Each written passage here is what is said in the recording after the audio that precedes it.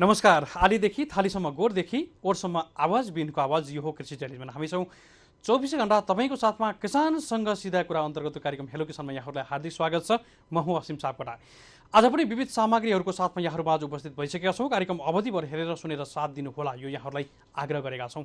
हामीले कार्यक्रममा हरेक विषयहरूलाई उत्तिकै महत्त्व दिने गरेका छौँ। नेपालमा सम्भावनाका पक्षहरूलाई हामीले केलाइराखेका छौँ र सम्भावनाभित्र रहेका समस्या चुनौतीहरू र त्यसको समाधान प्राविधिक पक्षबाट कसरी समाधान खोज्न सकिन्छ, हामी यस्ता कुराहरूमा छलफल गरिराखेका छौँ। आज पनि एउटा विषयको यही नै प्रयासमा हामी रहने प्रयास गरेका छौँ। केही दिन अगाडि हामीले उठाएको विषयलाई आज त्यसको संक्षिप्त भागलाई हामीले अगाडिको श्रृङ्खलामा पनि भनेका थियौँ। आज हामीले नेपालमा दुध जन्य पदार्थको चाहिँ जुन आत्मनिर्भरताको हामी कुराकानी गरिराखेका थियौँ र कोभिड-19 को कारणले भएको देश लकडाउन र लकडाउनको कारणले भएको पशुपालन क्षेत्र र पशुपालन क्षेत्र अन्तर्गत दुध व्यवसायलाई परेको असर र असरलाई न्यूनीकरण गर्नको लागि राज्यबाट चाहिँ के कस्ता पोलिसीहरू प्राप्त भएनन् र नेपालमा डेरी क्षेत्रलाई धराशायी बनेको अवस्था छ भन्ने कुराहरू पनि आइराखेको थियो। यसको आज हामीले सूक्ष्म तरिकाले असर परेका कुराहरूलाई चाहिँ आज हामीले विशेष गरी सम्बन्धित निकाय अर्थात् राष्ट्रिय दुग्ध विकास बोर्डसँग नजिक भएर चाहिँ यो विषयमा कुराकानी गर्ने प्रयासहरू पनि आज कार्यक्रमलाई विशेष बनाउने प्रयास गरेका छौँ। हुन त हामीले रिपोर्टमा पनि भनेका छौँ दुध पुनः आहार हो र दुधलाई हामीले सेवनका कुराहरू गर्दै गर्दा चाहिँ गोठदेखि ओठसम्मको कुराहरू हामीले अगाडिको कार्यक्रम हेलो किसानको नारामा पनि भनेका छौँ। गोठदेखि ओठसम्मको जुन तह विभिन्न लेयरहरू रहेका छन् बिचमा र त्यस सिस्टममा चाहिँ दुधको शुद्धताका कुराहरू पनि छन् र यद्यपि दुध सेवन दीर्घ जीवन र दुध स्वस्थ पिउनुपर्छ, दुधको सेवन चाहिँ गर्दै गर्दा हामीले स्वस्थकर चाहिँ हुनुपर्छ भन्ने कुराहरू चाहिँ पक्कै पनि यहाँहरूलाई भनेका छौँ र हामीले विज्ञहरूले पनि त्यही भनिराखेका पनि छन्। यो परिप्रेक्ष्यमा आज हामीले दुधको समग्र अवस्थाहरू जुन कोभिड-19 को कारणले डेरी क्षेत्रलाई परेको असर र दुग्ध किसानहरूलाई परेको असरको कुरा पनि हामीले पक्कै पनि गरिराखेका थियौँ र धेरै असर परेको छ र केही मात्रामा बजेटले पनि सम्बोधन गरेको छ भन्ने कुराहरू पनि आइराखेको छ, यद्यपि अपुग भएको छ भन्ने कुराहरू पनि आइराखेको छ र डेरी क्षेत्रलाई समेट्नै सकेन भन्ने कुरा पनि आइराखेको छ। यो समग्रको समस्याको चाहिँ आज निष्कर्षको पथमा पनि आज हामी पुग्ने प्रयास स्वरूप पनि आज कार्यक्रमलाई विशेष बनाउने प्रयास गरेका छौँ। आज हामीले यस स्वरूप हामीले दुईजना व्यक्तिसँग मात्रै हामी कुराकानी गर्दैछौँ। अर्थात् हामीले आज कार्यक्रमको सुरुवातमा नेपाल डेरी एसोसिएसनका महासचिव प्रहलाद दाहालसँग हामी कुराकानी गर्दैछौँ। लामो समयदेखि डेरी क्षेत्रमा आबद्ध हुनुहुन्छ, उहाँसँग हामी कुराकानी गर्छौँ कार्यक्रमको सुरुवातमा। भने हामीले कार्यक्रमको दोस्रो खण्डमा राष्ट्रिय दुग्ध विकास बोर्डका कार्यकारी निर्देशक डाक्टर राजेन्द्र प्रसाद यादवसँग पनि हामी पक्कै पनि कुराकानी गर्दैछौँ र उहाँले विशेष गरी किसानका समस्या के कस्ता उठेका छन् यो विषयमा सम्बोधन गर्छु भन्ने कुरा पनि उहाँले हामीलाई जानकारी गराउनु भएको थियो अफियरमा। त्यसरी पनि आज हामीले उहाँसँग कुराकानी गर्दैछौँ र आजको कुराकानी अझै विशेष रहनेछ यो डेरी क्षेत्रमा लाग्ने आम किसान वर्गको लागि र यो क्षेत्रमा लाग्ने व्यवसायीहरूको लागि पनि विशेष नै रहनेछ। त्यसैले पनि कार्यक्रम अवधिभर हेरेर सुनेर साथ दिनुहोला यो यहाँहरूलाई सुरुवातमै हामीले आग्रह गऱ्यौँ र हामीले दुधसँग सम्बन्धित विशेष एउटा रिपोर्ट पनि तयार पारेका छौँ। हामीले अहिले राष्ट्रिय दुग्ध विकास बोर्डका कार्यकारी निर्देशक डाक्टर राजेन्द्र यादवसँग केही समय पछाडि हामी कुराकानी गर्छौँ र उहाँकै सहयोगमा र दुधको अपरिहार्यता र दुधको महत्त्वका विषयमा एउटा हामीले विशेष रिपोर्ट तयार पारेका छौँ। यो रिपोर्ट राख्छौँ। रिपोर्टभन्दा पछाडि हामीले उद्घोष गरेका व्यक्तिहरू र विभिन्न हाम्रा सामग्रीहरूको साथमा उपस्थित हुनेछौँ। हामीसँगै रहनुहोला।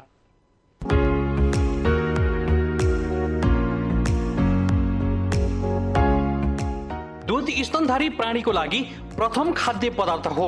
बच्चा जन्मे पश्चात आमाले दुध सेवन गराउने सर्वविदितै छ। जन्मेको 5 देखि 7 दिनको बिगौती दुधमा रोगसँग लड्ने प्रतिरोधात्मक क्षमता हुने विभिन्न अध्ययन अनुसन्धानले समेत पुष्टि गरेका छन्। जीवकोष, तन्तु तथा मांसपेशी, हाड, नसा आदि शरीर संरचनाका हिस्साहरू बन्न दुधको मुख्य भूमिका रहन्छ। तसर्थ शिशुहरूको शारीरिक वृद्धि विकास हुँदै किशोर, युवा एवं वृद्ध अवस्थामा प्रवेश गर्दछ। दुध हरेक उमेर अवस्थाका मानिसलाई चाहिन्छ।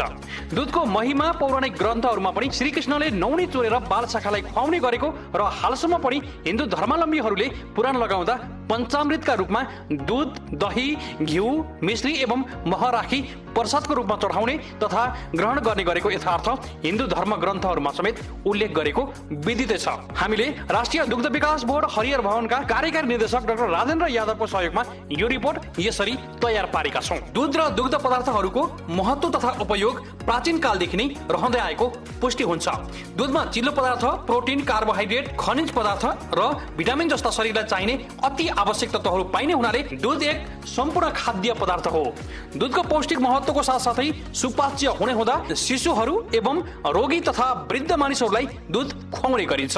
सन्तुलित रूपमा दुध तथा दुग्ध पदार्थको सेवन गरी दैनिक आवश्यक पर्ने शक्ति आपूर्ति हुनका साथै शरीर तन्दुरुस्त पनि हुने गर्दछ। नेपाल खाद्य नियमावली अनुसार मानव प्रशोधित दुधमा हुने 3.0% चिल्लो पदार्थ, 4.7% ल्याक्टोज र 3.5% प्रोटिनको गणना गर्दा प्रति 100 ग्राम प्रशोधित दुधबाट करिब 60 क्यालोरी शक्ति प्राप्त हुन्छ। हाल विश्वमा महामारीको रूपमा फैलिएको कोरोना भाइरसको उपचारको लागि कुनै औषधि तथा खोप बन्न नसकेको सन्दर्भमा रोगसँग लड्ने तथा शारीरिक तन्दुरुस्ती बनाइराख्न दुध तथा दुग्ध पदार्थको नियमित सेवन गर्नु एक उत्तम विकल्प हो। दुधले शारीरिक क्रियाकलाप, दैनिक कार्य, शारीरिक वृद्धि विकास गर्न सहयोग गर्दछ। दुधमा पाइने चिल्लो पदार्थले शरीरलाई शक्ति प्रदान गर्दछ। आवश्यक भन्दा अधिक चिल्लो पदार्थ शक्तिको रूपमा सञ्चित रहन्छ।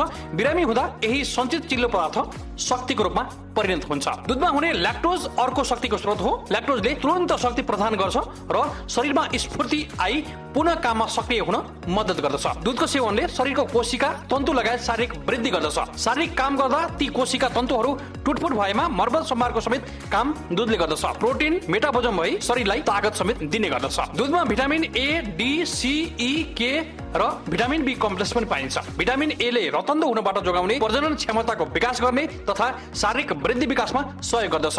भिटामिन डी ले हाड मजबुत बनाउनमा सहयोग गर्दछ। भिटामिन ई ले मांसपेशी मजबुत बनाउन सहयोग गर्दछ। त्यसैगरी चोटपटक लागेर रगत निस्किँदा भिटामिन के ले रगत जमाउन मद्दत गर्दछ।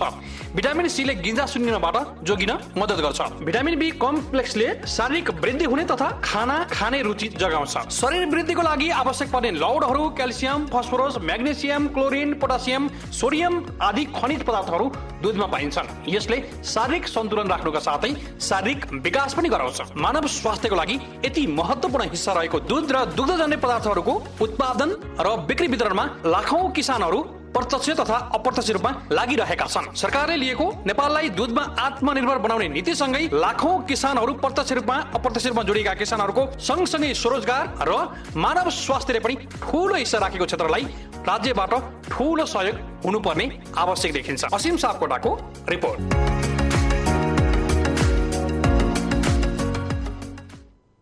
हजुर, हामीले निकै महत्त्वपूर्ण जुन खाद्य पदार्थको रूपमा हामीले परिचित बनाएको दुध र दुधको सेवनको बारेमा र मानव जातिसँग जोडिएको दुधको अपरिहार्यता विषयमा हामीले विशेष रिपोर्ट पनि तयार पारेका थियौँ र रिपोर्ट यहाँहरूले पक्कै पनि ध्यानपूर्वक सुन्नुभयो होला। यो हामीले महसुस गरेका छौँ र आज हामीले नेपालमा डेरी क्षेत्रलाई परेको असर र दुग्ध किसानहरूलाई परेको असरको विषयमा हामी केही कुराकानी गर्ने प्रयास गरेका छौँ। कोभिड-19 को कारणले हरेक विषयहरूलाई उत्तिकै असर पक्कै पनि परेको छ। यद्यपि हामीले केही मात्रामा भए पनि धेरै असर पर्यो भने सरकारको अभिभावकत्वको महसुस चाहिँ किसानहरूले गर्न पाए भने, महसुस मात्रै गर्न पाए भने पनि हाम्रो ठुलो उपलब्धि हुनेछ भनेर पनि हामी यो विषयमा पटक पटक बहस छलफल पनि गरिराखेका छौँ र आज पनि यो विषयलाई उठाउनै आवश्यक थियो र हामीले केही दिन अगाडि उठाएको विषय अपुरो भएको हुनाले पनि आज हामीले यो विषयलाई उठाउँदैछौँ भन्ने जानकारी पनि हामीले उही बेला पनि बनाएका थियौँ र आज हामीले त्यही भएर पनि यो विषयलाई उठाउने प्रयास गरेका छौँ। किसानहरूलाई पक्कै पनि असर परेको छ। किसानहरूलाई जुन डेरीसम्म पुर्याउँदा र बिक्री नहुँदाका धेरै कारणले गर्दा धेरै लस्ट बेहोर्नु परेको कुरा हुनसक्छ र अझै खाद समस्या चाहिँ डेरी व्यवसायीहरूका छन् भन्ने कुराहरू आइराखेको थियो। हामीलाई धेरै व्यक्तिहरूले, डेरी व्यवसायीहरूले चाहिँ जुन धेरै समस्या छन्, डेरी व्यवसायीहरू निकै धरापमा छन् र सरकारबाट केही सहयोग भएन, केही राहत भएन भने चाहिँ यो व्यवसाय नै धराप हुन्छ, कति व्यवसायीहरू चाहिँ पलायन पनि हुन सक्छन् भन्ने खालका कुराहरू चाहिँ आइराखेको थियो। यसमा कतिको सत्यता छ यो विषयमा हामीले लामो समयदेखि डेरी व्यवसायमै संलग्न भएर चाहिँ आउनुभएका व्यक्तित्व तथा पटक पटक डेरी व्यवसायीहरूको आवाजमा आफ्नो आवाज मिलाउँदै आउनुभएका व्यक्तित्व प्रहलाद दाहाल, उहाँ लामो समयदेखि यो क्षेत्रमा आबद्ध व्यक्ति पनि हुनुहुन्छ। हामी उहाँसँग कुराकानी गर्ने प्रयास गरेका छौँ। उहाँलाई टेलिफोन लगाउने क्रममा पनि रहेका छौँ। नेपाल डेरी एसोसिएसनका महासचिव समेत हुनुहुन्छ प्रहलाद दाहाल र यो क्षेत्रका जानकार व्यक्ति पनि हुनुहुन्छ। हामी त्यसैले पनि उहाँसँग कार्यक्रमको सुरुवातमा टेलिफोन गर्ने प्रयास गरेका छौँ। उहाँसँग अरू केही बुझ्ने प्रयास पनि गरिरहेका छौँ। यद्यपि असर परिसके पछाडि सबैतिर हामीले दोषारोपण गर्ने कुरा भन्दा पनि समाधान खोज्ने समाधान विकल्प के हुनसक्छ, सही समाधान के हुनसक्छ, राज्यबाट चाहिँ अभिभावकत्वको महसुस चाहिँ गराउनको लागि के चाहिँ हुनु आवश्यक छ, एउटा बेसिक कुराहरू मात्रै भए पनि यसमा एउटा समायोजन भयो भने चाहिँ किसानहरूलाई राहत मिल्न सक्छ। अप्ठ्यारो परेका किसानहरू माथि उठ्न सक्छन्। यो क्षेत्र नै अप्ठ्यारोमा परेको छ भने फेरि उकासिनको लागि सरकारले केही सहयोग गरोस् भन्ने खालको आग्रह स्वरूप पनि हामीले यो विषयलाई पटक पटक उठाएका छौँ र पटक पटक हामीले यो कुरा सुनेका पनि छौँ। डेरी क्षेत्रलाई निकै असर परेको छ, डेरी व्यवसायहरूलाई निकै धरापमा पारेको छ जुन लकडाउनको कारणले गर्दा। र अहिले अलिअलि लकडाउन खुलिसके पछाडि केही उठ्न सक्ने अवस्था हो कि होइन, यो समयमा कस्तो छ अवस्था भनेर पनि हामीले यो विषयमा बुझ्ने प्रयास गरेका छौँ। हामीसँग नेपाल डेरी एसोसिएसनका महासचिव प्रहलाद दाहाल हुनुहुन्छ। हामी उहाँलाई स्वागत गर्दछौँ। प्रहलाद सर नमस्कार, यहाँलाई स्वागत छ। हजुर नमस्कार सर, आज हामीले फेरि पनि आवश्यक लागेर यो विषय उठाएका पनि छौँ र यो विषयमा फेरि छलफल गर्नु पनि आवश्यक थियो। यहाँसँग अगाडिको श्रृङ्खलामा केही दिन अगाडिको श्रृङ्खलामा हामीले कुराकानी गर्न भ्याएका पनि थिएनौँ। अब समग्र रूपमा दुधको अवस्था नेपालमा कस्तो छ र डेरी क्षेत्रको अहिलेको समस्या जुन हामीले छलफल गरिराखेका छौँ यसलाई किसानले पनि बुझ्ने गरेर भनिदिनुहोस् न सर यति बेला। अब नेपालमा अहिले दुधको अवस्था हेर्दाखेरि दैनिक 62 लाख लिटर दुध उत्पादन हुन्छ। 62 लाख लिटर दुधमा चाहिँ हाम्रो यो फर्मल र इन्फर्मल सेक्टर भनेर दुई सेक्टरमा दुध बिक्री गर्ने गरिन्छ। एउटा चाहिँ तपाईँको लेभलिङ प्याकेजिङ भएर एउटा फर्मल सेक्टरमा एउटा बजारमा आउँछ, त्यो चाहिँ 17% छ भने बाँकी 33% चाहिँ इन्फर्मल सेक्टरमा जुन खुल्ला रूपमा होटेल रेस्टुरेन्टहरू र साना डेरीहरूले बेच्ने गर्छन् र उत्पादनको 50% जुन 50% दुध चाहिँ किसानहरूले अहिलेसम्म आफैले उपभोग गर्ने भन्ने हाम्रो एउटा तथ्याङ्क छ। र त्यसमध्येमा हाम्रो अहिले अब दुधको चाहिँ नेपालमा हामी 80% चाहिँ दुधमा आत्मनिर्भर छौँ, 20% चाहिँ आत्मनिर्भर हुन हामी बाँकी छौँ अहिलेको अवस्थामा। र यसमा चाहिँ 30 अर्बभन्दा बढी चाहिँ यसमा प्रत्यक्ष रूपमा निजी सेक्टरको मात्र लगानी रहेको छ र त्यसभन्दा पछाडि चाहिँ डिडिसी र सहकारीमा पनि थुप्रै लगानी भएको छ डेरी सेक्टरमा। र यसमा चाहिँ तपाईँको 20,000 जनाले प्रत्यक्ष रोजगार पाएका छन् भने अब लाखौँजना किसानहरूले अर्कोतर्फबाट रोजगारी पाइरहेका छन् र बिचमा फेरि अर्को चाहिँ 50,000 मान्छेले चाहिँ बिचमा जुन मिडलम्यानको रूपमा पनि रोजगारी पाइरहेका छन्। र हामीले चाहिँ लगभग चाहिँ 1 अर्ब जति राजस्व पनि हामी बुझाउँछौँ। र त्यस कारणले एउटा चाहिँ अब कुल यो राष्ट्र उत्पादनमा 8% चाहिँ यसको योगदान रहेको छ। यो हामी सबैलाई सर्वविदित छ। त्यस कारणले यो सेक्टर अत्यन्त महत्त्वपूर्ण छ। तर यति महत्त्वपूर्ण हुँदाहुँदै पनि यसलाई चाहिँ जसरी हामीले व्यवस्थापन गर्नु पर्थ्यो, जसरी राज्यले हामीलाई सहयोग गर्नु पर्थ्यो र त्यो अवस्थामा नगरेको त भन्न मिल्दैन, तर जसरी गरिनु पर्थ्यो त्यो चाहिँ नपुगेको हो कि भन्ने हामीलाई लाग्छ। र अब आउँदा दिनहरूमा यी सबै कुराहरूलाई समेटेर जुन अब अहिले यो कोभिड-19 को कारणले देशमा चाहिँ अब धेरै बेरोजगारीहरूको सिर्जना हुँदैछ र विदेशमा जुन रोजगार पाएका मान्छेहरू पनि देशमा फर्किने क्रम छ। त्यस कारणले अब 80% हामी आत्मनिर्भर छौँ भने 20% त हाम्रो अलरेडी हाम्रो स्टेजै छ नि त होइन, आत्मनिर्भर हुनको लागि बाँकी छ। र त्यो सेक्टरमा जुन अब बेरोजगार सिर्जना हुने जो मान्छेहरू हुन्छन् यो मान्छेहरूलाई चाहिँ हामीले यसमा चाहिँ इन्भल्भ गराउन सक्यौँ भने हामी आत्मनिर्भर हुन पनि सक्ने र बेरोजगारीको केही समस्या हल हुन पनि सक्छ। तर यति भन्दै राम्रो सेक्टर हो, गर्न सकिन्छ भन्ने कुराहरू हुँदाहुँदै पनि यसभित्र फेरि अनगिन्ती समस्याहरू पनि छन्। जस्तै यहाँले नै अघि उठाउनु भयो, लकडाउनको बेलामा दुध बिक्री भएन, दुध खेर गयो होइन। अब त्यसमा उद्योगीहरूका चाहिँ दुधहरू जुन एसएमपी हामीले धुलो दुध बनाएर राखेका थियौँ, बटर हामीसँग थियो, त्यो कुरा बिक्री भएन, स्टक भयो, यी यावत समस्याहरू छन्। तर यो समस्यालाई सँगसँगै राज्यले अलिकति नीति नियमहरूमा खुकुलो बनाउने र हामीलाई थोरै मात्र सहयोग गर्ने हो भने हामी सबै कुरा व्यवस्थापन गरेर हामी अगाडि बढ्न सक्छौँ होइन। अब यसको लागि त एकदमै राम्रो कुरा राष्ट्रिय दुध विकास बोर्डमा एकजना जुझारु अब एनर्जेटिक डाइनामिक चाहिँ हाम्रो लिडरसिप आउनु भएको छ, कार्यकारी निर्देशक। अब उहाँले पनि धेरै नयाँ कार्यक्रमहरू ल्याउनु भएको छ। आशा छ उहाँले अब धेरै कार्यक्रमहरू ल्याउनु हुनेछ र हामीले सँगसँगै साथ दिएर अब राज्यले पनि ती कुराहरू सुनेर अगाडि बढ्नेछ भन्ने आश हामीलाई छ। तैपनि फेरि कता फेरि राष्ट्रिय दुध विकास बोर्डै नरहने हो कि भन्ने कुरा पनि बाहिर आइरहेको छ। त्यसर्थ यी सबै कुराहरूको सम्बोधन गर्न र यो सेक्टरको बृहत्तर विकासको लागि राष्ट्रिय दुध विकास बोर्डको आवश्यक छ, बोर्ड हुनुपर्छ र त्यसको लागि तपाईँ हामी सबैजना लाग्नु पर्यो। र अर्को कुरा कृषिको साँच्चै विकासको मेरुदण्ड भनेको डेयरी सेक्टर हो, किनभने हामी चाहिँ अहिले अर्ग्यानिक खेतीतिर पनि चाहिँ आकर्षित छौँ, हामी त्यतातिर चाहिँ होइन किसानहरूलाई आकर्षित गरिरहेको छौँ भने अर्ग्यानिक खेतीको मुख्य स्रोत भनेको पनि फेरि पशुपालनै हो। किनभने त्यो मल हामी त होइन रासायनिक मल प्रयोग गर्दैनौँ, हामी त पशुपालन मार्फतबाट उत्पादन हुने गोबर गहुँत नै त्यहाँ प्रयोग गर्ने हो भने यसको अर्को हिसाब पनि हामीले चाहिँ महत्त्वपूर्ण छ।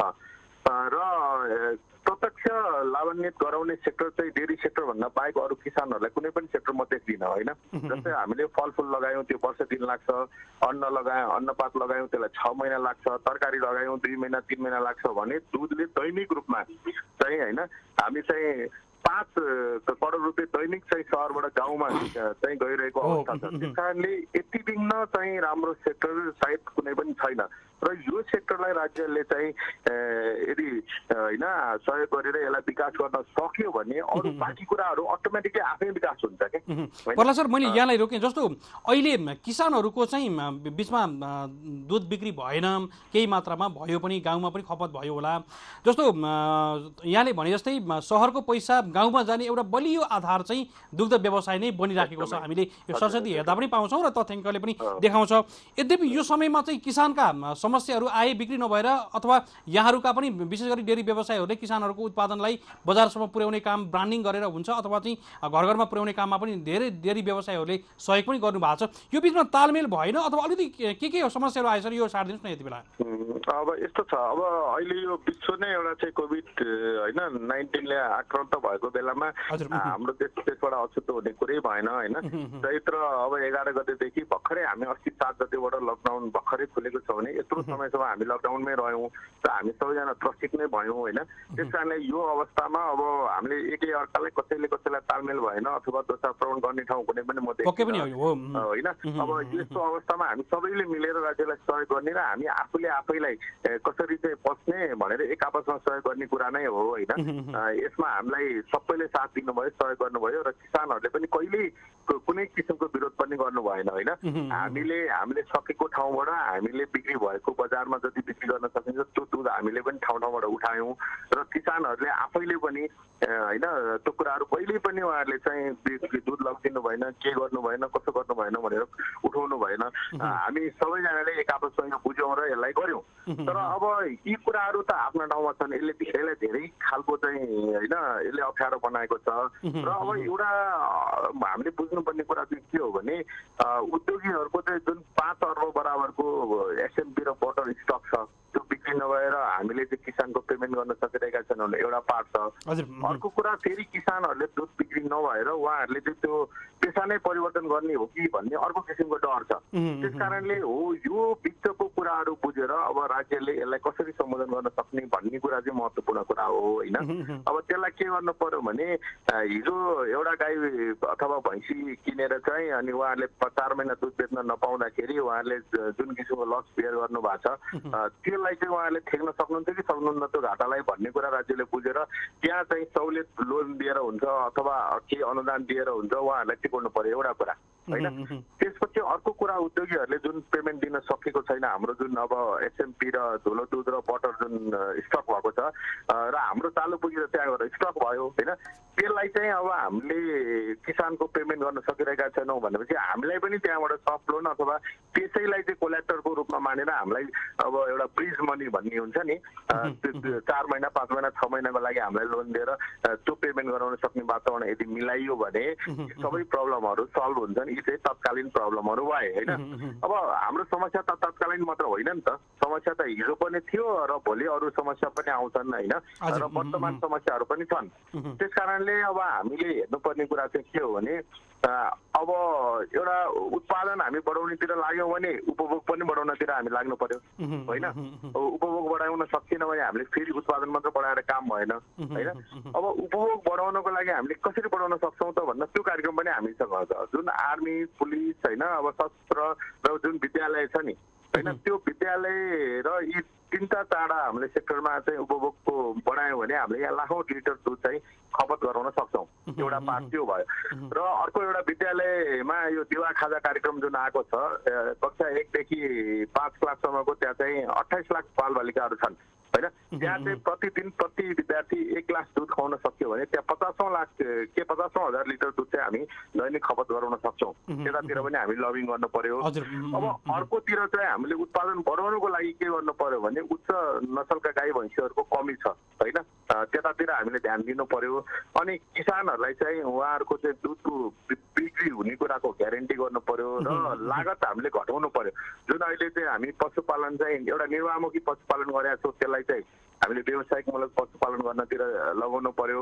अनि अर्को कुरो दाना अब ढुटो होइन अब अरू कुरा पिना खुवाएर हामीले चाहिँ पशुपालन गरिरहेका छौँ भने त्यसलाई घाँसतिर होइन परिणत गरेर हामीले त्यो लागत घटाउनतिर लाग्नु पर्यो। अनि तब न हामीले किसानहरू टिक्नुहुन्छ त उहाँहरूलाई फाइदा हुनु पर्यो होइन। र यी कुराहरूको तालमेल हामीले मिलाइदिनु पर्यो। अब यो मिलाउनको लागि कसले गर्ने त भन्दाखेरि यो कुरा चाहिँ राष्ट्रिय दुध विकास बोर्ड छ, पशु सेवा विभाग छ र हामी सम्बन्धित सेक्टरको हामी एसोसिएसनहरू छौँ होइन। किसानहरूको एसोसिएसन छ भनेपछि हामी बसेर हामीले यसलाई चाहिँ अहिले वर्तमान समस्या के हो, अल्पकालीन के हो र दीर्घकालीन के हो भनेर हामीले जानु पर्यो होइन। अब त्यसको लागि चाहिँ जस्तै अहिले 5 वर्ष एउटा अब रणनीति पनि बनेको छ भर्खरै राष्ट्रिय दुध विकास बोर्डमा अस्ति छलफल भएको थियो र त्यो बन्ने मात्र होइन कि हिजोका दिनहरूमा पनि यस्तो धेरै होइन रणनीतिहरू बने त्यो भन्दा भन्दै त्यो कार्यान्वयनमा आएनन्। अब चाहिँ त्यसलाई कार्यान्वयनमा ल्याउनु पर्यो कि र अनुदानका कार्यक्रमहरू डाइरेक्टली अनुदान दिने कुराहरू बन्द गर्नुपर्छ होइन। अनुदान चाहिँ कहाँ दिनु पर्यो भन्दा अब जस्तै किसानलाई दिने भने दानामा दिनु पर्यो कि होइन। दानामा अनुदान दियो भने त्यो अरू कसैले पाएन नि त, किसानले नै पाए नि होइन। अब उद्योगीलाई दिनु हो भने हामीलाई भन्सार छुट दिनु पर्यो मेसिनरिजहरूमा होइन। अब त्यो कुरामा दियो भने अरूले पाएन नि, हामीले पायौँ नि। अब होइन अब त्यो अरू कुरा अनुदान दिन थाल्यो भने के हुन्छ भने त्यो क्षणिक चाहिँ कार्यक्रमहरू लिएर आएर अनुदान लिने कुराहरू धेरै हुन्छन् र अनुदानको यो अलिकति प्रक्रिया पनि नमिलेको हो कि जस्तो मलाई लाग्छ क्या। र दानामा अनुदान दियो भने त 100% किसानले पाए नि त होइन भन्नुहोस् त होइन। अनि उत्पादन पनि बढी भयो। अब हामी उद्योगीलाई अनुदान दिने हो, हामीलाई सहयोग गर्ने भने हामीलाई मेसिनरिजहरूमा दिनु पर्यो होइन। अथवा हामीलाई भ्याट छुट दिनु पर्यो अथवा कर छुट दिनु पर्यो अथवा बिजुलीमा छुट दिनु पर्यो होइन। त्यस्तो गरियो भने हामीले सिधै पायौँ नि त होइन। अब अनुदान दिने भने के हुन्छ भने उद्योगीको नाममा पनि एउटा अनुदानको लागि एउटा नयाँ उद्योगी आउँछ, त्यसले अनुदान लिन्छ र 5 वर्षपछि त्यो बन्द भइदिन्छ। त्यो उदाहरण त हामीले प्याक्ट भन्ने जुन संस्था छ नि त्यसलाई हेर्न सक्छौँ नि त। त्यहाँ चाहिँ तपाईँको जति अनुदानमा जति कार्यक्रमहरू भयो अहिले फङ्सनमा आएको अहिले चालु अवस्थामा हेर्नुहुन्छ भने तपाईँ 10-15% पनि हेर्नुहुन्न। बाँकी त सबै तपाईँको अहिले चाहिँ त्यो चिलिङ भ्याटलाई हेर्नुभयो भने तपाईँको चाहिँ एउटा धनसारको धान हाल्ने रूपमा परिणत भएको छ, डेरी चाहिँ घाँस राख्ने गोठको रूपमा परिणत भएको छ होइन। त्यहाँको चाहिँ त्यस्तो कुराहरू भएको छन्। त्यस कारणले हामीले अनुदान पनि कहाँ दिने हो त, कसको लागि दिने हो, कसलाई टार्गेट गरेको हो, त्यो कुरा प्रष्ट हुनु पर्यो भन्ने कुरा हो। मलाई लाग्छ अब अहिले अब जति नीति नियमहरू बन्छन्, जति कार्यक्रमहरू आउँछन् होइन, यी कुराहरू पक्कै समेटिनेछन्, राम्रो हुनेछ। तपाईँहरू लागिरहनु भएको छ, राष्ट्रिय दुध विकास बोर्ड लागिरहेको छ, पशु सेवा विभाग लागिरहेको छ, मन्त्रालय लागिरहेको छ, हामी सम्बन्धित निकायका होइन एसोसिएसनहरूले सुझाव दिइरहेका छौँ भनेपछि हुँदै नहुने भन्ने होइन, हुन्छ भइरहेको छ। तर जति हुनुपर्ने त्यति भएन होइन। जस्तै अब अर्को राम्रो पक्ष एउटा के पनि भएको छ भने अहिले चाहिँ अब राष्ट्रिय दुध विकास बोर्डले ठुलो पहल गर्यो होइन। जस्तै अहिले आयोजित दुग्धजन्य पदार्थहरू सबै रोक्यो नि बाहिरबाट आउनलाई होइन। त्यसले गर्दाखेरि हाम्रो स्वदेशी उत्पादन खपतको लागि चाहिँ टेवा पुग्यो होइन। यसरी नै त हो नि गर्ने। अब तर यसलाई सदाको लागि बन्द गर्नु पर्यो कि होइन। र अनि अर्को कुरो के छ भने उताबाट रेडिमेड जुन सामान आउँछ त्यसको भन्सार दर चाहिँ कम छ होइन। अनि उताबाट जुन एउटा चाहिँ के र मेटेरियल जुन आउँछ त्यसको भन्सार दर बढी छ कि होइन। अब उत्पादित रेडिमेड सामान आउँदाखेरि अरू बाहिर आयातित सामान आयो त्यो सस्तो भयो। अब र मेटेरियल आउँदाखेरि त्यो र मेटेरियल चाहिँ हामी स्वदेशी उद्योगीहरूले किन्नु पर्ने भयो भनेपछि हाम्रो उत्पादन त झन् महँगो भयो नि त होइन। त्यस कारणले राज्यले यस्ता सानो पोलिसी चाहिँ सही तरिकाले नआउँदाखेरि चाहिँ हामी अप्ठ्यारो परेका छौँ होइन। त्यो कुराहरू राज्यले हेरिदिनु पर्यो।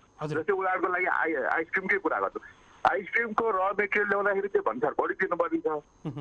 अनि रेडिमेड आइसक्रिम आयो भने चाहिँ सस्तोमा आउँछ क्या बाहिरबाट भनेपछि त हाम्रो उत्पादन त उसै त महँगो छ हामी होइन हामी भल्युममा उत्पादन गर्न सक्दैनौँ भनेपछि हाम्रो उत्पादन त र मेटेरियल महँगो भएपछि झन् बढी हुने भयो नि त होइन हो यस्ता यस्ता नीतिगत कुराहरूमा ख्याल गरिदिने हो भने पक्कै पनि हामी अगाडि बढ्न सक्छौँ राम्रो छ गर्न सक्छौँ हामी होइन तर यो कुरालाई राज्यले अलिकति बढी ख्याल गरिदिनु पर्यो भन्ने हाम्रो चाहिँ अहिले तत्कालीन माग हो अर्को कुरो चाहिँ के भयो भने यो लकडाउनको कुरामा चाहिँ जस्तै सबै उद्योगीहरूले चाहिँ त्यो सहुलियतको लोनहरू पाउने होइन त्यो के मतलब राहत लोन पाउने भन्ने कुरा छ अब त्यही पानी र अर्को दुई तिनवटा कुराहरूले चाहिँ त्यसलाई नदिने भनेको छ किन नदिने भनेको रहेछ भने यो लकडाउनको अवस्थामा यी उद्योगहरू चले त्यस कारणले नपाउने भनेको रहेछ कि होइन हामीले त तपाईँको चलाएको हो नि त बाध्यतात्मक अवस्थामा चलेको त होइन नि त होइन हामी त लसमा भएर चलायौँ नि त हामीले त झन् बढी पाउनु पर्यो कि जसले बन्द गर्यो उहाँहरूले वान साइडेड लस भयो हामी त डबल लस भयौँ होइन एउटा हामीले चलायौँ र हाम्रो सामानहरू बिक्री भएन खेर गएर लस भयो भने अर्को कुरा हामी अरू कुरामा पनि हाम्रो चाहिँ चलाउँदाखेरि त तपाईँले 10 लिटर उत्पादन गर्दा र 10,000 लिटर उत्पादन गर्दा कर्मचारी तिर्ने भयो अरू कुरा त्यही हो बत्ती त्यति खर्च भयो सबै कुरा त्यति खर्च गर्दा हाम्रो त डबल खर्च भयो नि त होइन हो यो कुरा राज्यले बुझिदिनु पर्यो भन्ने एउटा कुरा हो र अर्को एउटा चाहिँ दुःख लाग्दो कुरा के भयो भने हामी 80% आत्मनिर्भर भएको कुरालाई चाहिँ यो आत्मनिर्भर भएका क्षेत्रहरू भनेर कति 20 वटा कि कति छुट्याएको रहेछ होइन अहिले तर त्यसमा दुध छुटेको रहेछ क्या डेरी होइन भनेपछि जुन सेक्टर आत्मनिर्भर उन्मुख छ जस्तै अब कृषि मन्त्रालय होइन तत्कालीन कृषि मन्त्री शान्ता मानवी भएको बेलामा पशुपन्छी तथा कृषि मन्त्रालयले तपाईँको चाहिँ डेरीलाई 3 वर्षभित्र आत्मनिर्भर बनाउने भनेर घोषणै गरेको थियो होइन अनि कति कामहरू पनि भए भनेपछि आज अब एउटा राज्यले चाहिँ झन् त्यस्तो महत्त्वपूर्ण सेक्टरलाई चाहिँ आत्मनिर्भर उन्मुख क्षेत्रमा नपार्नु भनेको त यो त दुःखको कुरा हो त्यस कारणले यस्ता साना साना कुराहरूमा कहिलेकाहीँ होइन राज्यले अलिकति ध्यान नदिएको हो कि यसको महत्त्व नबुझेको हो कि भन्ने मलाई लाग्छ होइन अब सुखी होइन सुखी नेपाली समृद्ध नेपाल भन्ने नारा यदि कसैले सार्थक बनाउन सक्छ भने सबैभन्दा पहिला र धेरै सहयोग दिन सक्ने सेक्टर भनेको चाहिँ डेरी सेक्टरले हो क्या त्यस कारणले राज्यले यी कुराहरू बुझेर जस्तै अब प्रधानमन्त्री होइन कृषि कार्यक्रम छ त्यसमा पनि डेरी सेक्टरलाई समावेश हुनु पर्यो अहिलेसम्म डेरी सेक्टरलाई भन्दा अरू सेक्टरलाई बढी प्रायोरिटी दिएको छ होइन त्यस कारणले अरू जति पनि कार्यक्रमहरू छन् यसलाई गर्नु पर्यो र अर्को एउटा महत्त्वपूर्ण कुरा यदि साँच्चै डेरी सेक्टरलाई विकास गर्ने हो र हामी के गर्ने हो भने जुन इन्फर्मल र फर्मल सेक्टरको जुन कुराहरू छन् फर्मल सेक्टर त इट्स ओके अलरेडी छन् यिनीहरूलाई फर्मल सेक्टरलाई अब विदेशी चाहिँ होइन प्रडक्टसँग कम्पिटिसन गर्न सक्ने बनाउनु पर्यो भने इन्फर्मल सेक्टरमा जुन छ तिनीहरूलाई चाहिँ लेभलिङ प्याकेजिङ गर्नको लागि अब मर्चिङ के 5वटा 6वटा डेरीहरूलाई चाहिँ जुन एक ठाउँमा जम्मा गरेर तिनीहरूलाई चाहिँ राम्रोसँग होइन प्याकेजिङ लेभलिङमा जान चाहिँ हामीले प्रोत्साहन गर्नु पर्यो कि अब राज्यको नीति कस्तो छ भने हाम्रो अवस्था एकदम कमजोर छ अनि नीति नियम चाहिँ हामी युरोप अमेरिकाको बनाइदिन्छौँ क्या भनेपछि हाम्रा व्यवसायीहरू त पलायन हुनुभन्दा बाहेकको त अरू उपाय हुँदैन नि त त्यस कारणले तिनीहरूलाई सँगसँगै होइन स्तरोन्नति गर्दै लानुपर्छ भन्ने मलाई लाग्छ र अब अर्को एकदमै धेरै ठुलो चाहिँ महत्त्वपूर्ण कुरा चाहिँ के हो भने जुन अहिले बेरोजगारीको समस्या सिर्जना हुँदैछ त्यो बेरोजगारीको सिर्जना चाहिँ हल गर्नको लागि डेरी सेक्टर पनि एउटा चाहिँ अत्यन्त महत्त्वपूर्ण सेक्टर हुनसक्छ होइन मैले कसरी हुनसक्छ भन्ने कुरामा के भन्यो भने जुन हाम्रो विदेशबाट फर्केर आउने जति पनि हाम्रो चाहिँ दाजुभाइहरू हुनुहुन्छ त्यो मध्येमा 2% अथवा 3% त डेरीमा काम गरेको पनि हुन सक्नुहुन्छ नि त होइन जस्तै इजरायलमा तपाईँको चाहिँ सिकेर आएर अहिले टनेल खेती जुन छ नि तरकारी खेती त्यस्तो राम्रो फर्स्ट आयो नि त होइन अब डेरीमा पनि उहाँहरू जो काम गरेर आउनु भएको छ 1% अथवा 2% हामीले खोजी गरेर नयाँ चाहिँ प्रविधि हामीले भित्राउने हो भने त्यसबाट हामी राम्रो फाइदा लिन सक्छौँ होइन त्यस कारणले हामी यस्तोतिर लाग्यौँ भने चाहिँ यो सेक्टर पक्कै पनि एउटा चाहिँ राम्रो सेक्टर हुनसक्छ हामीले राम्रो काम गर्न सक्छौँ र हाम्रा साथीहरूले राम्रो काम गर्नुभएको छ तर अब समस्या चाहिँ के हो भने अहिले चाहिँ अब लोनको कुरा गरौँ है लोनमा के भयो भने किसानहरूलाई चाहिँ अब यो सफ्ट लोनको तपाईँले हेर्नुभयो भने कृषि सेक्टरमा अत्यन्त न्यून गएको छ त्यसमाथि पनि डेरी सेक्टरमा न्यून गएको छ किन गयो किसान सेक्टरमा न्यून भन्दाखेरि चाहिँ उहाँहरूकोमा एउटा त कोल्याटर हुँदैन कतिसँग होइन अनि कोल्याटर भए पनि गाउँको जग्गाको त्यो भ्यालुएसन कम हुँदो रहेछ मूल्याङ्कन होइन उहाँले नपाउने त्यस कारणले साँच्चै कृषिमा हामी विकास गर्न खोजेको हो भने अरूभन्दा फरक नीति ल्याउनु पर्यो जस्तै अरू सेक्टरमा तपाईँको 60% चाहिँ त्यो टोटल मूल्याङ्कनको दिन्छ भने अब किसानहरूलाई त 70-80% सम्म दिनु पर्यो नि त होइन अनि नै उहाँले बढी लोन पाउनुहुन्छ त होइन। अब तपाईँको टोटल अब 1 रोपनी जग्गा के अरे जग्गाको चाहिँ तपाईँको 50,000 मूल्याङ्कन हुन्छ, अब लोन कति लिने त 160%।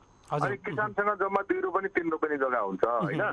त्यस कारणले नीतिगत कुरा एकदमै अप्ठ्यारो छ होइन। अब व्यवहारिक कुरा अर्को झन् समस्या छ। त्यस कारणले नीतिगत कुरा र व्यवहारिक कुरालाई मिलाएर साथै ग्रासरुटमा छलफल गरेर कसरी चाहिँ ग्रासरुटसम्म चाहिँ हामीले राज्यले चाहिँ सेवा सुविधा दिन सक्छ भन्ने कुरा गहिरिएर मूल्याङ्कन गर्ने हो भने हामी केही गर्न सक्छौँ होइन। अब होइन अब यो सर्फेसमा कुरा सुन्ने गर्नको लागि गर्ने हो भने चाहिँ यो बाहिर हेर्दा के किन गरे जस्तो हुन्छ होइन। त्यसपछि रियालिटीमा चाहिँ त्यो केही पनि नपाएको हुनसक्छ। त्यो भनेको उदाहरण तपाईँलाई मैले प्याक दिन सक्छु क्या। पर्ला सर निकै महत्त्वपूर्ण विषयमा जानकारी र परामर्श दिनुभयो। धेरै कुराहरू औल्याउनु भएको छ यहाँले, हामीले टिप्पणी पनि गरेका छौँ। अन्तिममा छौँ केही भन्न चाहनुहुन्छ यहाँले सठिकमा? होइन अन्तिममा चाहिँ म के भन्न चाहन्छु भने यो सेक्टर राम्रो छ, राम्रो गर्न सकिन्छ होइन। अब हामीले चाहिँ अब नेपाल चाहिँ अब विश्व बजार होइन, विश्व यो खाद्य सङ्गठनको सदस्य हो, विश्व बजारको पनि सदस्य हो होइन। त्यस कारणले अब विश्व बजारका सामानहरू नेपालमा आउने हुन्छन् र हामीले त्यो प्रतिस्पर्धा गर्न सक्नुपर्छ र त्यसको लागि राज्यले सहयोग नगरिकन हामी गर्न सक्दैनौँ होइन। राज्यले त्यो सहयोग गर्नु पर्यो र त्यसरी चाहिँ हामी विश्व बजारसँग प्रतिस्पर्धा गर्न सक्ने डेयरी प्रडक्ट चाहिँ हामीले निकाल्न पर्यो र त्यसको सुरुवात भनेको चाहिँ जुन एउटा हाम्रो थेगो छ गोठदेखि ओठसम्म भन्ने र त्यसको विकास चाहिँ गोठबाट सुरु हुनु पर्यो अनि बल्ल ओठसम्म त्यसको सुधार हुन सक्छ। तर अब हामीले बिचमा सुरु गरेर अथवा ओठमा सुरु गर्यो भने गोठ जहिले यथावत हुन्छ र हामी त्यता पुग्न सक्दैनौँ। जस्तै अब मुहान सङ्लो नभइकन के होइन, मूल सङ्लो नभइकन धारमा सङ्लो पानी आउँदैन भने जस्तै कुरा चाहिँ राज्यले त्यति बुझेर यो सेक्टरमा अगाडि बढ्ने भने पक्कै राम्रो गर्न सकिन्छ। यहाँहरूलाई आफ्नो विचार राख्न मौका दिनुभयो मलाई नेपाल डेयरी एसोसिएसनको तर्फबाट र मेरो व्यक्तिगत तर्फबाट यहाँलाई मरिमरि धन्यवाद दिन चाहन्छु। हुन्छ सर, निकै महत्त्वपूर्ण विषयमा जानकारी गराइदिनु भयो। हामी धेरै आभारी छौँ। यहाँलाई कृतज्ञ ज्ञापन गर्दै बिदा गर्न चाहन्छौँ। नमस्कार। हजुर, हामीले बिदा गरिसकेका छौँ। हामीसँग नेपाल डेयरी एसोसिएसनका महासचिव प्रहलाद दाहाल हुनुहुन्थ्यो। उहाँले धेरै कुराहरू भन्नुभएको छ र सरकारले गर्न खोजिराखेको छ, गर्दै पनि छ। अभिभावकत्वको रूपमा चाहिँ जुन किसानले र यो क्षेत्रमा लाग्ने व्यक्तिहरूले महसुस गर्न पाउने हो भने चाहिँ हुन्छ। हाम्रो धेरै ठुलो माग पनि छैन भन्ने खालका कुराहरू र जुन र मेटेरियलका कुराहरूमा पनि उहाँले भन्नुभएको थियो। र मेटेरियल ल्याउँदा चाहिँ महँगो भन्सा तिर्नुपर्ने र तयारी अवस्थाका चिजहरू आउँदा चाहिँ सस्तोमा आउने, यो कारणले गर्दा पनि हाम्रा चिजहरूले चाहिँ प्रतिस्पर्धा गर्न नसक्ने अवस्थाले गर्दा पनि अलिकति समस्या छ यो क्षेत्रमा भनेर पनि गहकिलो सन्देशको रूपमा पनि उहाँले परामर्श दिएर बिदा भइसक्नु भएको छ। कुराकानीमा जुटिदिनु भएकोमा उहाँलाई विशेष आभार प्रकट गर्न चाहन्छौँ। हामीसँग अरू पनि विषयहरू छन्, अर्थात् हामीसँग विश्रामभन्दा पछाडि खण्डमा राष्ट्रिय दुग्ध विकास बोर्डका कार्यकारी निर्देशक डाक्टर राजेन्द्र प्रसाद यादवसँग हामी पक्कै पनि कुराकानी गर्नेछौँ। तर कार्यक्रममा पालो भएको छ छोटो विश्रामभन्दा पछाडि खण्डमा पुनः आउँछौँ। हामीसँगै रहनुहोला।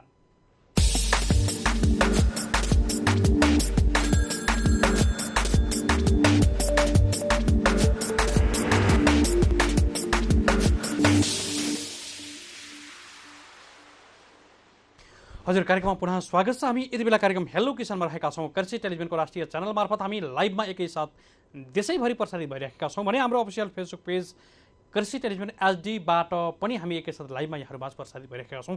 कार्यक्रम हेलो किसानको दोस्रो खण्डमा आइसकेका छौँ। विशेष गरी हामीले कार्यक्रम हेलो किसानमा पछिल्लो समयमा सम्भावनाका पथहरू हामीले स्वरोजगारका पाटाहरू खोज्ने क्रममा पनि रहेका छौँ। र आज हामीले दुग्ध व्यवसायलाई नजिकबाट निहालिराखेका छौँ। हामीले केही दिन अगाडि पनि यो विषयलाई उठाएका थियौँ। आज हामीले अलिकति अपुरो भएको हुनाले पनि यो विषयलाई उठाइरहेका छौँ। हामीले कार्यक्रमको श्रृङ्खलाको सुरुवातमा चाहिँ दुग्धको फाइदा, दुध सेवन, दीर्घ जीवन अथवा दुधको हामीले पूर्ण आहार अगाडि भनेका थियौँ। योसँग सम्बन्धित र दुधको आत्मनिर्भरताका कुराहरूसँगै जोडिएको विषय र दुध सेवनका कुराहरूको सम्बन्धित एउटा विशेष रिपोर्ट यहाँहरूमाझ राखेका थियौँ भने त्योभन्दा पछाडि हामीले नेपाल डेयरी एसोसिएसनका महासचिव प्रहलाद दाहालसँग पनि हामी कुराकानी गरेका थियौँ। उहाँले धेरै कुराहरू भन्नुभएको छ। हामीले अबको श्रृङ्खलामा चाहिँ पक्कै पनि हामीले अगाडि भनेका छौँ राष्ट्रिय दुग्ध विकास बोर्डका कार्यकारी निर्देशक डाक्टर राजेन्द्र प्रसाद यादवसँग हामी कुराकानी गर्ने प्रयासमा रहेका छौँ। धेरैको रोजगार स्वरोजगारसँग जोडिएको विषय सँगसँगै हामीले दुध सेवन, मानव स्वास्थ्यसँगै जोडिएको विषय र यसमा आत्मनिर्भर बन्ने पाटोबाट हामीले यसलाई निहाल्ने क्रममा पनि रहेका छौँ। र कोभिड-19 को कारणले गर्दा नेपालमा लकडाउन भएको कारणले गर्दा पनि धेरै व्यवसायहरूलाई असर परेको थियो र यो असर परेको कुराहरूलाई, डेयरी व्यवसायीलाई पनि असर परेको कुरालाई चाहिँ आज हामीले के कुराहरूमा असर परेको थियो र यसलाई सम्बन्धित निकायले कसरी हेर्दैछ र के प्रयास गर्दैछ किसानको हकितको लागि, किसानको व्यवसायको लागि, जुन प्रवर्धनको लागि भन्ने विषयमा पनि हामी छलफल गरिरहेका छौँ। किसानहरूबाट धेरै कुराहरू आइरहेको छ र समग्रमा किसानले समयमै सहुलियत कर्जा पाउनु पर्यो बिना झन्झटिलो प्रयासबाट र जुन फार्म अथवा जुन व्यवसाय गरिन्छ व्यवसायलाई नै आधार मानेर संस्थागत रूपमा त्यसैलाई नै धितो मानेर चाहिँ कर्जा प्रवाह गर्ने भने चाहिँ निकै सहज हुन्छ। व्यवसाय गर्नेहरूलाई थोरै थोरै लगानीको कारणले पनि धेरै असर परिराखेको छ भन्ने खालका कुराहरू धेरै कुराहरू उठि पनि राखेका छन्। हामीले यो विषयमा फेरि पनि हामी कुराकानी गर्दैछौँ र नेपाल राष्ट्र बैङ्कले पटक पटक भनेको पनि छ 15% चाहिँ मिनिमम कृषि क्षेत्रमा लगानी गर्नै पर्छ भनेर ब्याङ्कहरूलाई पनि यो खालको सूचना जाहेर पनि गरेको छ। कतिले गरेका छन् कतिले गरेका छैनन् तर गर्नुपर्छ भन्ने खालको एउटा मापदण्ड सँगसँगै चाहिँ अलिकति धितोका कुराहरू पटक पटक उठि पनि राख्छन्। यद्यपि व्यवसाय गर्नेहरूलाई व्यवसाय नै धितो राखेर चाहिँ कृषि अथवा अन्य व्यवसायहरूलाई पनि त्यसलाई नै व्यवसायलाई जुन धितोमा राखेर चाहिँ कर्जा प्रवाह गर्नुपर्छ भन्ने खालका कुराहरू सर्वत्र उठिराखेका छन् र हामीले यो कुरालाई पनि प्रमुख विषय हो यही नै हो र यसलाई आत्मसात गर्नैपर्छ सबैले भनेर पनि हामीले यो विषयलाई उठाइ पनि राखेका छौँ। र त्यसै गरी दुग्ध व्यवसायको कुराकानी गर्दै गर्दा दुग्ध क्षेत्रको योगदानका कुराहरू अगाडि पर्ला सरले भने जस्तै सहरको पैसा गाउँमा जाने एउटा बलियो आधार छ जसले गाउँलाई समृद्ध बनाउनको लागि ठुलो भूमिका पनि खेलेको छ, ठुलो संवाहकको रूपमा पनि रहेको छ र दुधको सेवनलाई अझै हामीले उपयोगसँगै उपभोगलाई बढाइयो भने चाहिँ धेरै कुराहरू हुनसक्छ। जहाँ अर्ग्यानिक मलका कुराहरू जुन कम्पोस्टिङ मलका कुराहरू छन् जसको कारणले गर्दा पशुपालन व्यवसायलाई अझै प्रवर्धित गर्ने भने चाहिँ यता दुध व्यवसायमा पनि दुग्ध क्षेत्रमा पनि आत्मनिर्भर बन्ने पाटो रहन्छ। त्यसै गरी यता कृषितिरको मलका कुराहरू हाहाकार हुने कुराहरू रासायनिक र विषादीको कारणले हामीलाई असर पारेका कुराहरू पनि छँदैछन् जसले गर्दा पशुपालन व्यवसायलाई दिगो बनाउने हो भने चाहिँ यसबाट हामीले धेरै कुराहरू प्राप्त गर्न सक्छौँ भन्ने खालका कुराहरू पनि हामीले यति बेला गरिरहेका छौँ। र प्रहलाद सरले अगाडि भने जस्तै धेरै कुराहरू रहेका छन् पशुपालन व्यवसायसँग राज्यको कुल गृहस्थ उत्पादनको करिब 8% योगदान प्रत्यक्ष रूपमा पशुपालन क्षेत्रसँग रहेका दुध क्षेत्रले पनि ठुलो योगदान दिइराखेको छ। त्यसैले पनि यो व्यवसायले राज्यले निकै अर्जुन ध्यान दृष्टिले हेर्नुपर्छ भन्ने कुराहरू पनि उहाँले भन्नुभएको छ र यो आवश्यक पनि छ।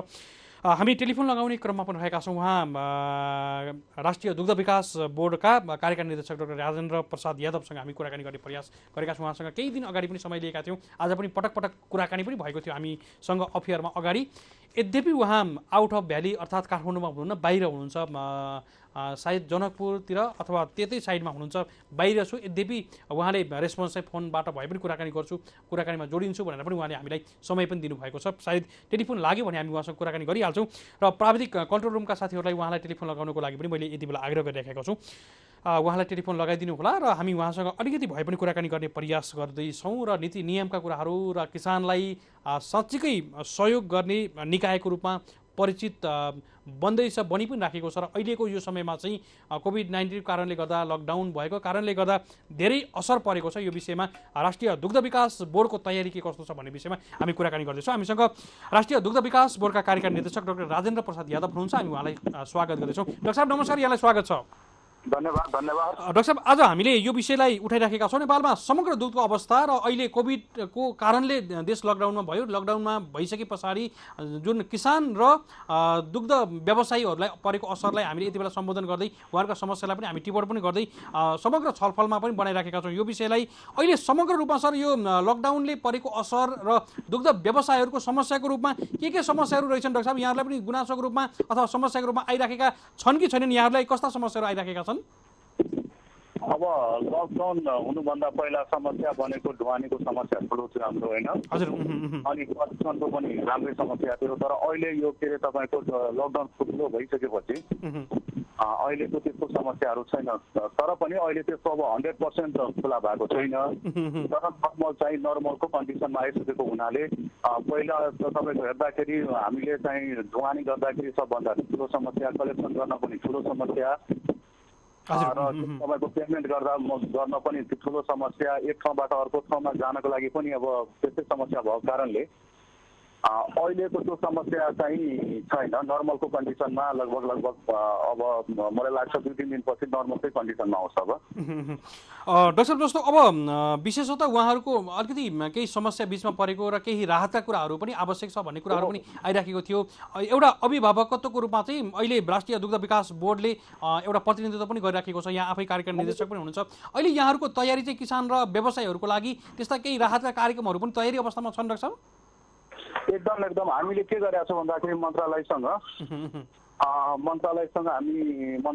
भन्दा पनि हामीले एउटा के अरे तपाईँको हाम्रो एनडिडिबी त्यसपछि मन्त्रालयको संयुक्त रूपमा चाहिँ उद्योगीमा भएका समस्याहरू र किसानमा भएका समस्याहरूलाई चाहिँ हामी विश्लेषण गरेर मन्त्रालयमा छलफल भएको कन्डिसन हो। हजुर। र त्यसमा के भनेको छ भन्दाखेरि जस्तो उद्योगीको पैसा त अब के अरे त उद्योगमा दुध पायो तर पैसा दिन सकिया छैन। हजुर। हो, त्यसको लागि चाहिँ हामीले के पहल गर्दैछ भन्दाखेरि जति सामानहरू उहाँको स्टोरमा अथवा स्टकमा छ त्यो बापत चाहिँ केही न केही के अरे तपाईँको ऋण दिने र त्यसपछि त्यो ऋण बापत के हुन्छ भन्दाखेरि किसानहरूले उहाँले पेमेन्ट गर्ने हिसाबले चाहिँ चल्दैछ। हजुर। त्यो के अरे तपाईँको अनि अर्को कुरा चाहिँ 5 करोड चाहिँ पहिला उद्योगीहरूलाई नेपाल सरकारबाट प्राप्त हुन्थ्यो होइन, अहिले त्यसलाई बढाएर हामीले 10 करोडको भनेको छौँ। 5 करोड भन्छौँ, पहिला 5 करोड दिने कुरा थियो, अहिले हामी त्यसलाई बढाएर कम्तीमा 10 करोड रुपियाँ दिनुपर्छ सुलभ ब्याजमा।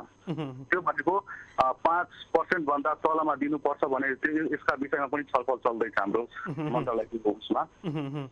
डाक्टर साहब, अब जस्तो यहाँलाई धेरैले आशा पनि गरेका छन्, उहाँ जस्तो व्यक्तित्व आइसके पछाडि यो क्षेत्रमा निकै नै राम्रा कामहरू हुनेछन्, हामी आशामा पनि छौँ भनेर अहिले भर्खरै पनि नेपाल डेयरी एसोसिएसनका महासचिव प्रहलाद दाहालज्यूले पनि भनेर गइसक्नु भएको छ। सायद यहाँले यो कुराकानी सुन्न त भ्याउनु भएको थिएन होला।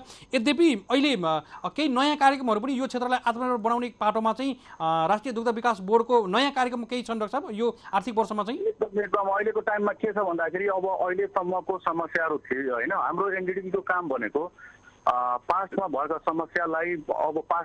समस्यालाई फ्युचरमा नहोस् त्यसका लागि हामीले प्रेजेन्टमा सोचेका छौँ यो कुराहरू। जस्तो ढुवानीको टाइममा जुन समस्या पर्यो त्यसलाई कसरी गर्नुपर्छ भनेर हामीले अब एउटा लोगो मार्फतमा लिएर जाँदैछौँ होइन, लोगो चाहिँ डिल गर्ने, जसको कारणले के हुन्छ भन्दाखेरि जस्तो एम्बुलेन्सहरूमा हामी लोगो लगाउँछौँ नि, त्यही हाम्रो के हुन्छ भन्दाखेरि दुध ढुवानीको कन्डिसनमा हामी चाहिँ के अरे हाम्रो गाडीहरूमा लोगो लाग्छ, जसको कारणले कुनै पनि स्थानमा चाहिँ रोक्न सक्दैन। त्यसका लागि पनि एउटा नयाँ कार्यक्रम हो। अनि अर्को कुरा चाहिँ तपाईँको अब जस्तो दुध क्षेत्रमा देखिएका समस्या मध्ये पनि अब जस्तो दुध त क्वालिटीको हुनु पर्यो नि त, सेफ हुनु पर्यो नि। त्यसका लागि त अब हरेक क्षेत्रमा जस्तो कलेक्सन गर्दा पनि तपाईँको पढे लेखेको मान्छे त्यसमा जाओ, जस्तो ट्रेनिङ लिएको दुधमा ट्रेनिङ लिएको मान्छेहरू कलेक्सनमा जाओस्, त्यसपछि प्रोसेसिङमा पनि पढेको लेखेको मान्छे जाओस् होइन। त्यसका लागि हामीले के गरेका छौँ भन्दाखेरि नेसनल डेयरी रिसर्च इन्स्टिच्युट भनेको अहिले हामी अध्ययनमा राखेर र यो मार्फतले हामीले दुध क्षेत्रमा दुध कलेक्सनदेखि प्रोसेसिङसम्मको युनिटमा हामीले कम्तीमा डेयरी सेक्टरमा तालिम लिएका मान्छेलाई चाहिँ हामी राख्ने प्रयासमा छौँ, जसको कारणले क्वालिटी हुन सक्छ र उपभोक्ताले क्वालिटीको दुध खान सक्छ भनेर हामी सोचिरहेछौँ र यो हुन्छ अबको कन्डिसनमा। डाक्टर साहब, हामी अन्तिम खण्डमा पनि आइसकेका छौँ। जस्तो अब उपभोग र उपयोगको कुराहरू गर्दै गर्दा चाहिँ यो दुध सेवनको मात्रा बढाउने आधार चाहिँ जस्तो विश्वमा र नेपालमा हेर्दा चाहिँ हामीले दुध सेवन चाहिँ गरिराखेका छौँ, अझै पनि मात्रा चाहिँ कम नै रहेछ है उपयोगको मात्रा चाहिँ, उपभोगको मात्रा चाहिँ। हाम्रो नेपालको कन्डिसनमा कस्तो छ भन्दाखेरि कम्तीमा 96 लिटर चाहिँ एकजना खानु पर्यो होइन। हजुर। कन्डिसन कस्तो छ भन्दाखेरि 76 मात्रै पुगेको कन्डिसन हो। भएर हामीले के भनेको छौँ भन्दाखेरि प्रेजेन्ट के अरे पास्टमा भएका समस्यालाई अब चाहिँ फ्युचरमा यस्तो नहोस् भनेर हाम्रो यो पल्टको के अरे तपाईँको योजना मार्फतले यो सम्बोधन हुने हो र 96 लिटर चाहिँ खानुपर्ने अहिलेसम्म पुगेको भनेको 76 मात्रै हो, पम्पिङ छ होइन।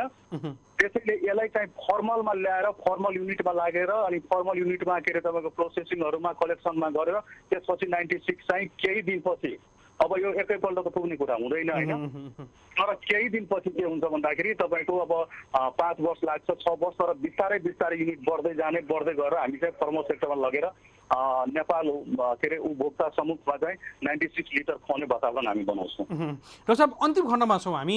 आम दुग्ध व्यवसायमा लाग्ने किसानहरू, त्यसै गरी आम डेयरी व्यवसायी लगायत आम किसान वर्गलाई केही भन्न चाहनुहुन्छ यति बेला सन्देशको रूपमा यहाँले?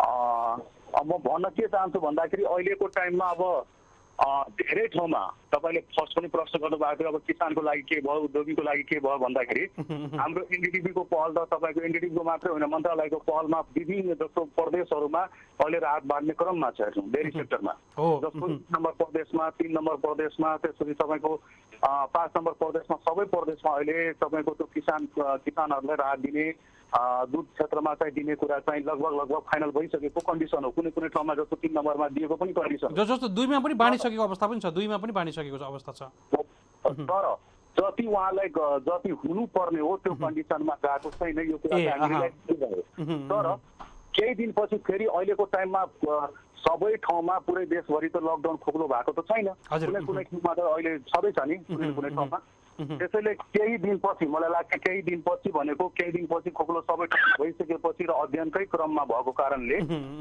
के कति क्षति भएको छ त्यसपछि एनडीडीबी र मन्त्रालयको संयुक्त प्रयासमा उहाँहरूको बिचमा केही न केही फेरि पनि आउने हो फेरि पनि आउँछ हामी अध्ययनकै क्रममा छौँ कन्डिसन हुन्छ डाक्टर साहब फेरि पनि आवश्यक पर्यो भने यो विषयमा हामी छलफल पनि गरौँला यो विषयलाई पनि छलफलमा ल्याउनु आवश्यक छ किसानलाई बुझाउनु पनि आवश्यक छ त्यसैले हामीले जोडेका छौँ पटक पटक यो विषय भन्दै निकै कृतज्ञता ज्ञापन गर्दै बिदा गर्न चाहन्छौँ नमस्कार हजुर हामीले उहाँलाई बिदा गरिसकेका छौँ हामीसँग हुनुहुन्थ्यो राष्ट्रिय दुग्ध विकास बोर्डका कार्यकारी निर्देशक डाक्टर राजेन्द्र प्रसाद यादव हुनुहुन्थ्यो निकै महत्त्वपूर्ण विषयमा कुराकानी परामर्श दिएर पनि बिदा भइसक्नु भएको छ र केही क्षतिका कुराहरू र केही नयाँ कार्यक्रमहरू पक्कै पनि आउँदैछन् भन्ने खालका कुराहरूमा पनि उहाँले जानकारी गराउनु भएको छ र यो विषयमा हामी फेरि पनि अपडेट गराउनेछौँ यहाँहरूलाई जानकारी पक्कै पनि गराउनेछौँ र यहाँहरूलाई जानकारी गराउनको लागि हाम्रो कन्जुसै कहिल्यै पनि रहने छैन र यहाँहरूका समस्याहरू उठान गर्दै समग्रमा हामीले विषयलाई छलफल गर्दै एउटा छलफलको माध्यमबाट भए पनि केही समाधान खोज्न सकिन्छ भन्ने हाम्रो प्रयास सदैव निरन्तर रूपमा अगाडि बढ्नेछ भन्दै आजको श्रृङ्खलाको समय भने सकिन लागेको छ हामीलाई यहाँहरूले देशैभरबाट कृषि टेलिभिजन सेटबाट हेर्नुहुने यहाँहरू सम्पूर्णलाई विशेष आभार त्यसै गरी हामीलाई सामाजिक सञ्जालको माध्यमबाट हेर्नुहुने यहाँहरू सम्पूर्णलाई विशेष आभार यहाँहरूले कृषि टेलिभिजन एचडीको जुन फेसबुक पेजबाट प्रत्यक्ष रूपमा यहाँहरूले हेर्दै हुनुहुन्छ सुन्दै पनि हुनुहुन्छ र हामीलाई विज्ञताको रूपमा रहनुभएका हाम्रा अतिथिहरूलाई पनि विशेष धन्यवाद आज हामीले नेपाल डेरी एसोसिएसनका महासचिव प्रहलाद दाहाल त्यसै गरी हामीले राष्ट्रिय दुग्ध विकास बोर्डका कार्यकारी निर्देशक डाक्टर राजेन्द्र प्रसाद यादवसँग हामी कुराकानी गरेका थियौँ उहाँहरू दुवैजनालाई विशेष आभार र कृतज्ञता ज्ञापन गर्दै कार्यक्रम हेलो किसानबाट असीम सापकोटा पनि यहाँहरूको माझबाट बिदा हुने अनुमति माग्छु जय कृषि जय किसान समृद्ध कृषि नेपालको साना हेर्दै गर्नुहोला कृषि टेलिभिजन नमस्कार